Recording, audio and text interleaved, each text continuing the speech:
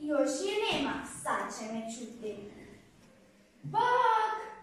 A tu si, baš tebe trebam. Što je? Što se dogodilo? Pitaš što se dogodilo? Sram te bilo.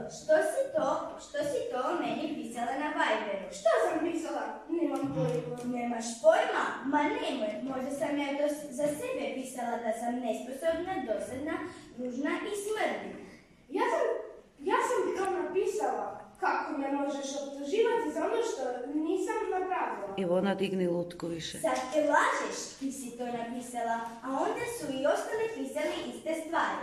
Tužit ću te učiteljici, mami i mami, tako da znaš. Tuži, baba.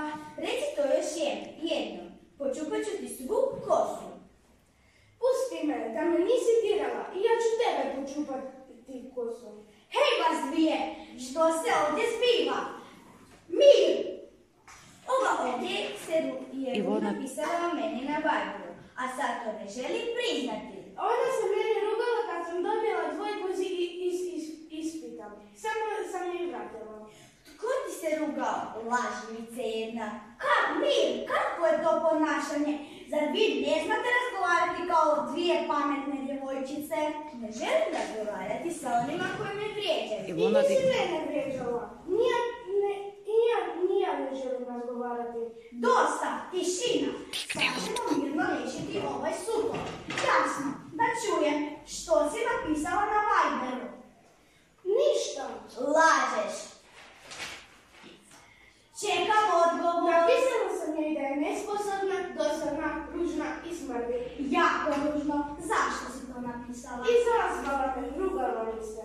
A ti si joj odlučila vratiti istom mjerom? Zašto si se joj rugala? Misliš da je to u redu? Ti nikad nisi dobila dvojku. To nije za ruganje. Pa nisam mislila ništa ružno. Samo sam se malo nasmijala.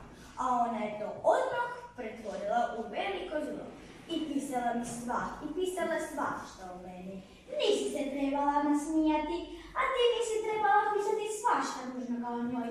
Ako te povrijedila, trebala si joj odmah reći. No, tebi bilo lakše vrijeđati i nastaviti svađu. Tako se samo vrtite u krug i nastavljate svađu. Treba lijepo razgovarati, objasniti jedno i drugo što vas se ne sviđa, što vas vrijeđa. Sve možemo mirno riješiti, da vas sad čujem. Ok, pogriješila sam. Nisam se smjela rugati. Jezik mi je brži od pameti. Oprosti, trudit ću se da se to više ne dogodi. Oprostite mi, znam da to nisam smjela napisati, ali baš si me naljutila. Eto, vidite, sve se može riješiti mirno, samo se treba malo više potruditi. Znam da ćete se sigurno opet sukobiti oko nečega, ali sjetite se mojih riječi. Stani duboko, udahni i razgovaraj. Nemoj odmah koristiti ruke, noge i ružne riječi. Gotovi smo.